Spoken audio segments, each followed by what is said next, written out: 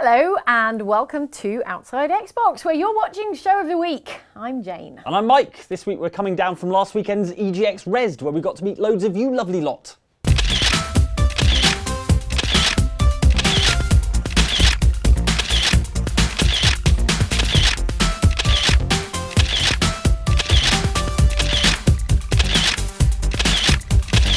And all of us had a good time playing another session of live Dungeons and Dragons. How many hit points do you have exactly? I've got it written down somewhere. I've got 12. You might be a little bit unconscious. Okay. Wow. Almost all of us.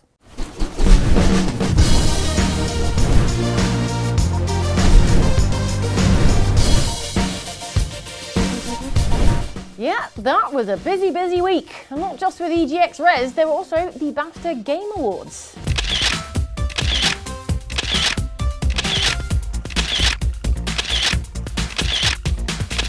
Oh yeah, the BAFTAs. Who won? Hellblade Senua's Sacrifice. Ah, cool. Which category? All of them.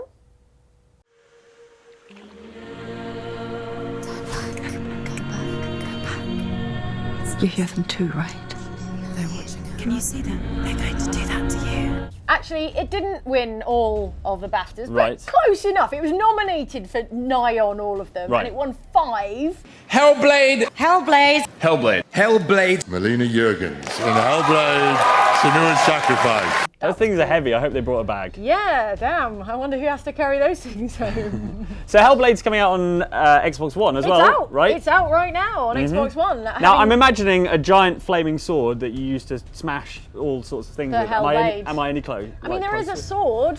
The sword is tainted by the gods of darkness. Leave it. He left it here. He wants me to take it. You will pay a price for this. And Cool. it's sort of magical and glowy. Not full on. Yeah. Let's go with yeah. There is a Sweet. Hellblade Right. in Hellblade, and there is also a sacrifice by Senua, who is the protagonist. Right.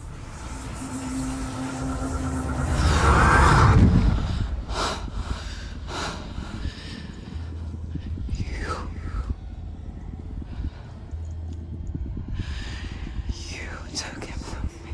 So it Yeah. does what it says on the tin. Yeah. And now it's your opportunity. If you didn't play it on another platform when it came out last year, now's your opportunity to play it on Xbox.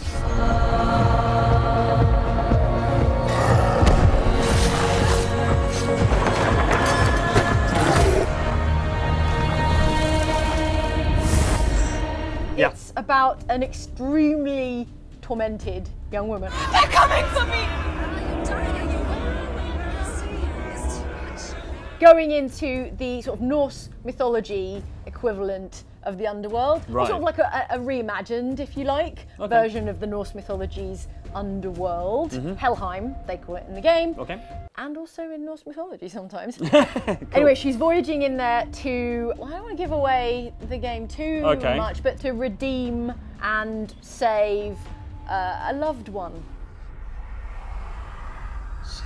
He's there, you know it. There's no doubt about it. The source of the darkness is in Helheim. And the goddess Hela holds his soul there. And how's she going to do that? What's the plan? Go She's and going to just... fight a lot of hell monsters. She knows what to do. Remember the warrior trials. She's going to fight a lot of them, and she's going to do a bunch of puzzles.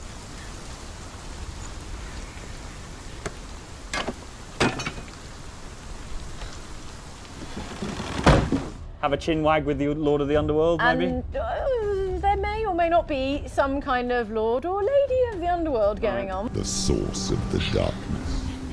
It's coming. And also she's going to grapple with her mental illness. Okay. Because, as you may or may not be aware, Hellblade is, it's inspired by Norse mythology, but they also wanted to tell a tale of someone who is dealing with a pretty severe case of mental illness. Yeah. Look at you. A warrior. Worthless. Weak. Pathetic. Go on. Feel sorry for yourself, because there is no one left to do that for you. it's their depiction, depicted quite carefully and with some reference to the science and the psychology of psychosis. Yes. So the character has psychosis, and they have, in their own artistic way, rendered that psychosis as a variety of disturbing effects. Why did she do that? She shouldn't have done it. She can't go back now. Voices whispering in your ear, these things called the Furies, they're constantly commenting on everything you do, which gets really itchy and under your skin. She can't see it.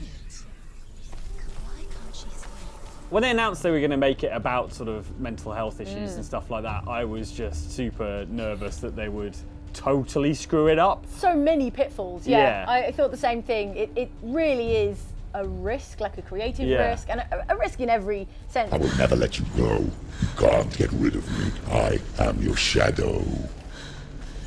And I will be watching when you draw your last dying gasp.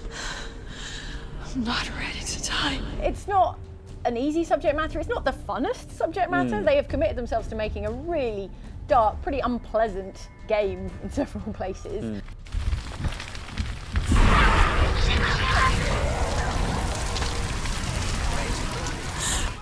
But fair play, it is extremely compelling. I obviously don't have the authority or the experience to say, yes, this is exactly the right way to depict it, or this is an exactly authentic representation, however artistically interpreted, but it seemed very affecting. And from what I hear and from various testimonies, it is pretty bang on sort of impressionistic take on that condition. There's always going to be artistic license, but as I understand it, they talked to a lot of people who suffer from these things in real life to make sure it was a kind of sensitive portrayal. And then used kind of technology to make it, so they use these kind of, I think if you play it on headphones, you get this kind of real sense of the depth of the sound. Yeah, it's a binaural. Yeah. Binaural sound, which really places it in the world around you. That's the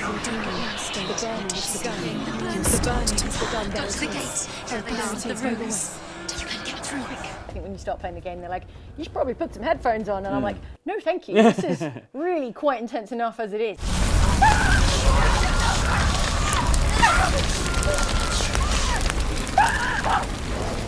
Really very intense. Because you finished it, right? I did. How long is it, ish? I know that's such a reductive way to talk about a game like this, but is it quite a sort of contained experience? Or? You don't finish it and go, oh, that was brief. Yeah. But then also that's because it's so incredibly harrowing. I got several hours out of it, but it's not, it's not a mammoth epic ordeal. It is a much more concentrated, smaller ordeal. Take him. Go again. Down.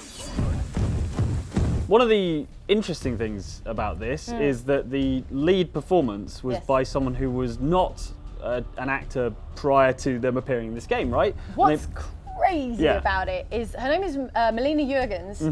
Not only was she not an actor, she was their video editor. She was like... We edit videos. Yeah, right. Oh, I can't believe I'm actually holding a BAFTA in my hand right now. Wow. Now that she's won a literal BAFTA. Like if I discovered I was an amazing footballer, I'd be like, I might just give this thing a crack. There's hope for me yet. Yeah, James could be a BAFTA award-winning voice actor any day now. They brought her in because the thing is, Ninja Theory, they're a notable studio, but this is not a AAA game in the sense that it doesn't have an enormous budget, but the production values are so high that if you didn't know anything about the genesis of the game, about where it's coming from, you would think it was. It like looks a AAA sort of. very impressive, and it sounds impressive, and everything about it is very slick, very together, very high production value, but it's not a AAA game. And you suspect if it was a AAA game, it couldn't have taken those kind of risks. It is really out there in several respects.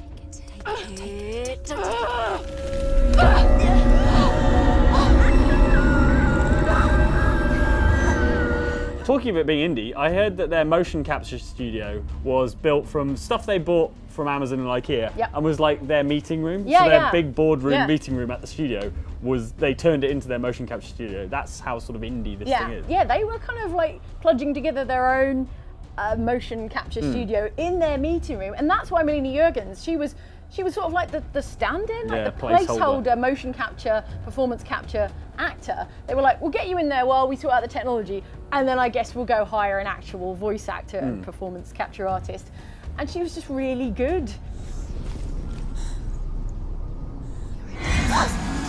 it's quite the experience. I won't say I always came away like having put down the controller of being like completely happy about what I've just played, like watching a really grueling horror film in parts. Yeah, but I mean, just unique as an experience. Like I can't say don't play it because you will never have seen anything like this. I'm sorry.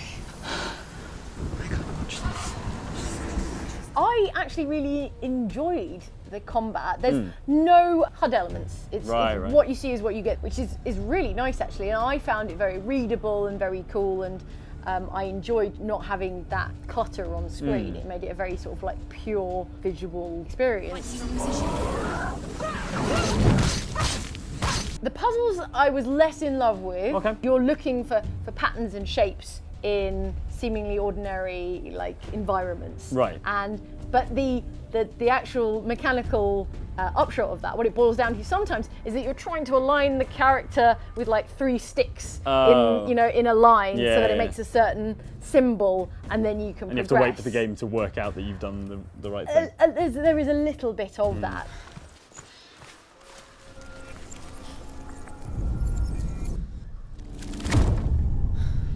I'm gonna do it. I'm gonna say visceral because I feel like you get to say it like one time, and this is my one time. I'm gonna use it. There may actually be viscera in it, thinking of it, but I may have repressed some of it. I don't know. But there's certainly a lot of gross stuff happening. I would say if you've got a strong stomach, if you've ever watched and enjoyed a horror film, it probably won't absolutely turn you off, but you may need to play it in short bursts.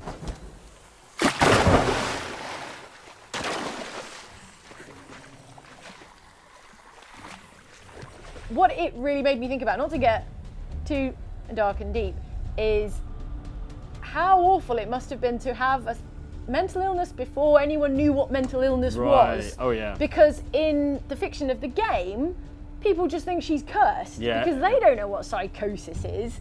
And so on top of your illness and all your mental health issues, you have everyone believing that you're some kind of demon or that you have a terrible curse on you, that maybe that curse can be like passed on to other people. So yeah, if it's a game that set out to make me think, obviously it made me think about her dreadful psychological torment, but also in a historical context, because I know it's not a real history game, but it is clearly set a long, long time ago. In a historical context, just how awful it would have been to have any kind of mental illness in the past. Not that it's easy now, but imagine before they had even heard or imagined what was going on in their head, you know? Yeah, you just end up thrown in a lake or something, or burnt at the stake or something like that. Well, it's funny that you should say.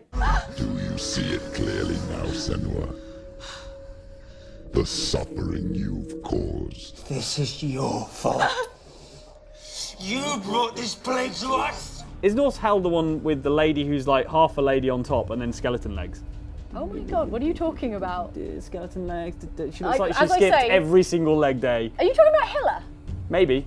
I don't know what he's talking about. I obviously don't know enough about Norse mythology. There is a sort of queen of the underworld whose name is Hela, and she have a pet dog? Not that's featured in the game. Okay. She's bloody terrifying. Okay. Of all the terrifying things in this game, there is this sort of expressionless, hairless, tall monster woman, a giantess, and she's friggin' terrifying. You first meet her like fairly early on in the game, and I'm like, there is no way I'm ever facing that. That is so terrifying. So you just walk past and you're like, get up. Get up and fight. She does not just walk past, but yeah, hopefully that's intriguing, and maybe you'll want to check it out for yourself. I do want to check it out. Don't say I didn't warn you. I'm ready to sacrifice some hard drive space for this game. Nice. That's my very, very Mike's small sacrifice. Hellblade Mike's sacrifice. Yeah. All right. Inspired by Norse mythology, which, as you know, is having a little bit of a moment right now. God of War, that's all Norse these days, yeah? Yeah, I knew this day would come, and reading all these books of Norse mythology wasn't a massive waste of my time. Oh. Well, I mean, it was a little bit. It's not going to be useful again in Show of the Week, unless... Unless it's your Challenge of the Week. Yeah, every time. Whoa, and now I'm here? Yes, Jane. And you're over there? I am. I'm off camera, but welcome. What's going on? Welcome to the Quizzatorium. Oh. I'm going to test your knowledge of Norse mythology. I'm going to give you 5 multiple choice questions about Norse mythology. Okay. And if you get more than half of them right, you're going to get a point. So 3 out of 5 is your passing 1 point. grade. How well do you think you know Norse mythology?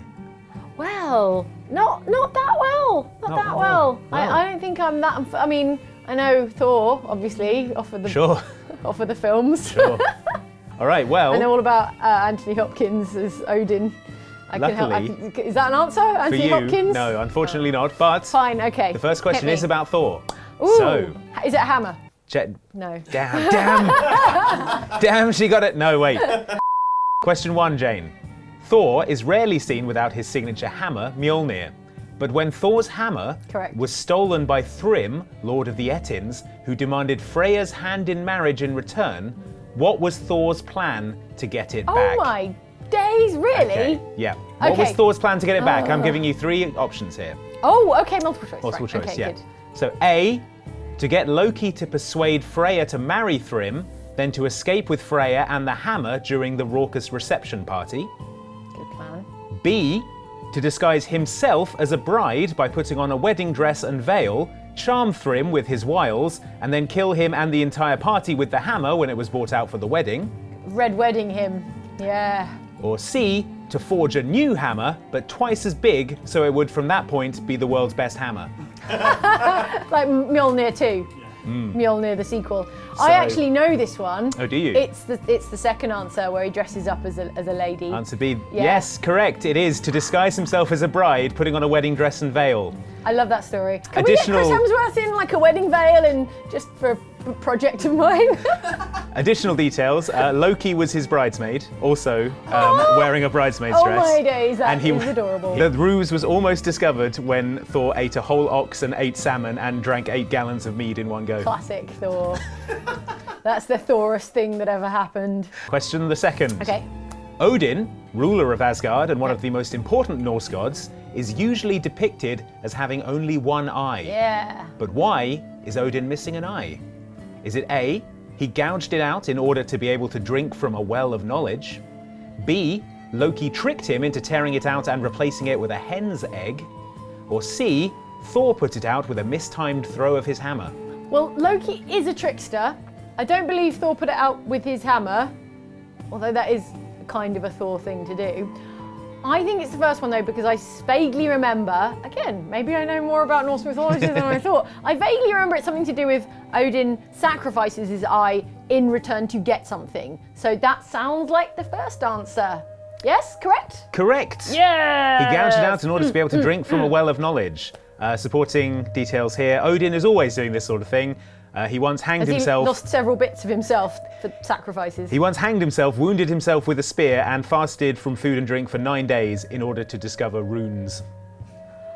I mean, that's a high price to pay for runes. Yeah. Could have done without runes there. Question the third. Yeah. So 2 already. 2 for 2. 2 for 2 so far. 2 for 2. Loki is a trickster god, and as such, always pulling jokes on the other gods. But which of these is not a classic Loki prank? A, cutting off all of Thor's wife's hair. B, getting someone to throw a massive piece of mistletoe at Balder, a god who was invincible to everything except mistletoe. Or C, sucks.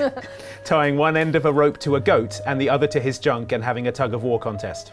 Okay, the second one is definitely true. That's in Hellblade, the mistletoe stuff. Is it? I remember that from Hellblade. Like I say, in Hellblade, you have these totems and your pal Druth tells you Norse tales through these totems, and one of the little totems told you the tale of Balder being weak against mistletoe. And Hurth throws the mistletoe at Balder. It pierces through him, and to everyone's horror, Balder is killed. But, as for the other two, the hair thing... Cutting off all of Thor's wife's hair. Junk thing. Or tying one end of a rope to a goat and the other to his junk and having a tug-of-war contest. I'm going to go with the... I don't think Loki ever tied his junk to a goat because, I mean, yeah, that doesn't sound like something Loki would enjoy. Okay, I'm going to tell you, Jane. Yeah? It's a trick question. Those are all classic Loki pranks. I'm sorry. You tricked me. I did. In the trickster god. Classic Loki Bantz style. He tied one end of a rope to a goat and the other to his junk in order to make the giantess Skadi laugh as reparations for killing her father. Oh, so it wasn't a prank? Well, it was one of his classic pranks. He was like, I tell you what, I'll prank myself by see. I'll prank myself and maybe this will pay you back for that bad thing I did. And she was unable to not laugh at the image of Loki and a goat. So you're 2 for 3. Okay. Question 4. Speaking of Baldur, notoriously weak to mistletoe. I was speaking of him. He was the golden boy of the Norse gods, so his death by mistletoe was a big deal. In fact, Thor was so emotional, he did what at Baldur's funeral? Ooh. A. Got so angry he kicked a dwarf into the funeral pyre. B. Got so drunk he threw up on the funeral pyre. Or C. Got so sad he tried to climb into the funeral pyre. Which of those did he do? Which of those? Is this going to be a trick question where he did all 3? No, it's not a trick question. He did one of these things. The dwarf and then threw up and then tried to climb in on top of the dwarf and vomit. He's a messy drunk, yeah. He's a sloppy drunk, that Thor. I mean, the last one seems the most poetic, but then he's a bit raucous, isn't he? He's a bit of a lad, so it could easily be the first 2. And dwarves are a thing in Norse mythology, so see, Andy's clever. He's made up things that are plausible, that have Norse mythology elements in there. I'm going to go with the 3rd one, and I'll probably regret it because he probably did something hilarious like kicking a dwarf in there. But I don't know, the last one seems more heroic and mythological to me. Okay, you're going with C? Yeah. I'm afraid the answer is A. He kicked a dwarf into the funeral pyre. Oh, the dwarf was named Litr, and it comes out of nowhere in an otherwise extremely somber scene. Oh my... Thor, that is inappropriate. Oh my god, and then they had to do another funeral for the dwarf, I imagine. Yeah, he just wandered into kicking range of Thor when he was all angry and emotional. I'm starting to reassess my take on Thor. That's not cool. All right, this is the final one. Okay. It's down to this question. Okay. The gods commissioned a master builder to build them a giant-proof wall. In return for the sun and moon and the hand of Freya if he finished it within a specified time period. How did the gods mess with the builder to get out of having to pay him? Ooh, okay. Is it A, have Thor smash half his work every night with a hammer? B, hide all his tools so that he had to spend half his workday looking for them? Or C, have Loki shapeshift into a sexy lady horse and start a torrid months-long love affair with the guy's draft horse so that he had no assistance? I think the horse. I can't tell whether Andy Go for the horse. Andy would make that up the most ludicrous one just to mess with me. Is the thing. I'm trying to game this now. Or is Norse mythology just that ludicrous? I mean, I don't dispute that Norse mythology does have some wacky tales in there, but I think you've made that one up because you think you're clever. Oh, wow, okay. I'm going to be wrong now, isn't it? It's going to be the horse thing. I mean, Loki does take on several forms. That is a thing that Loki does. He does. I mean, the second one seems a bit ungodly, just like hiding his tools, just like putting them under a rock somewhere so he can't build any more walls. I mean, Thor's got a hammer. He's got the means. He's got the motive. He's got the opportunity. I'm going to go with the smashing one, because Thor does like to smash things. Yeah. Well, Jane, I'm delighted to tell you that it's actually Loki shapeshifted into a sexy lady horse. Oh, with the horse. Oh my god. Norse mythology, what are you like? Loki actually got pregnant by the draft horse and later gave birth to Sleipnir, the 8-legged horse that Odin rode across the sky. Well, I never, Norse mythology. You really take the biscuit. So 2 out of 5. I'm sorry, No! Jane. You don't get a point. You started so strongly. Oh my god. But then... Loki. Can't wait for that to happen in the Marvel Extended Universe. You screwed me over yet again, Tom Hiddleston. Damn that trickster god. Oh. Now it's time to see what's written in the comments and in this nice note that someone left me after our recent Dungeons & Dragons live show. Oh, you didn't read it already? No, I thought I'd wait until we were on Show of the Week, do it live. Please move your car immediately or it will be towed and crushed into a cube. Oh. While you sort that out, Andy, let's start with the comments on this video about the innocent bystanders who were inadvertently screwed over by you, the ostensible video game hero. Bibbo Bibowski is a character from the DC Comics universe who is already having a bad time on account of being called Bibbo Bibowski. Things are even worse than that, however, because Bibbo owns the ASO Clubs bar. This is a drinking establishment that would be a nice relaxed place to have a couple of drinks in if it weren't for the constant super-powered fistfights taking place there in Injustice 2. Commenter Adam McDuckham thinks that Metropolis bar owner Bibbo Bibowski is going to be okay. He says, with no experience, Bibbo would still make a better train driver than Mike. Hey! Do we need to show the clip again? Wait, are we moving? Yeah, slightly. It's moving very, very slowly. Is it? Oh no! Oh no! Quick, let me in my chicken! Mike's locked himself out. Okay, fair enough. Commenter Nathan Weeks, meanwhile, thinks that all these superhero fights might be a positive thing for Bibbo, and says, Bibbo's patrons don't seem that bothered by the ruckus. In fact, I bet Bibbo makes a fortune with that sales pitch. Come to Bibbo's Ace of Clubs, featuring celebrity appearances, daily live super heavyweight fights, and, occasionally, open-air drinking. Additionally, commenter Andy McP would like to submit another innocent bystander for our consideration. Rocco from Hitman. Sure, you don't have to screw him over, but the disguise is right there. You don't have to screw him over? I don't know, I've never tried not doing that. Please, no. Next up this week, you'll comment on this video in which Mike presents 7 new Battle Royale games headed your way shortly, each of which might be the next Fortnite. No word on a console version yet, beyond a tweet that says the possibility will be investigated after the game's full release sometime in 2019. Fingers crossed it's more successful than the developer Boskey's last game, Lawbreakers, which was about as popular as my 2009 experimental jazz album. We had some other suggestions in the comments, such as this one from Brask, who says, Grand Theft Auto Battle Royale. Wait, that's every public session. So ahead of its time. Commenter Wicked Ribbon, meanwhile, has decided that I'm going to make a Battle Royale game where the winner gets a copy of Mike's 2009 experimental jazz album. So no one wants to win it and everyone is trying to die as fast as possible? Nice twist, I love it. Yeah.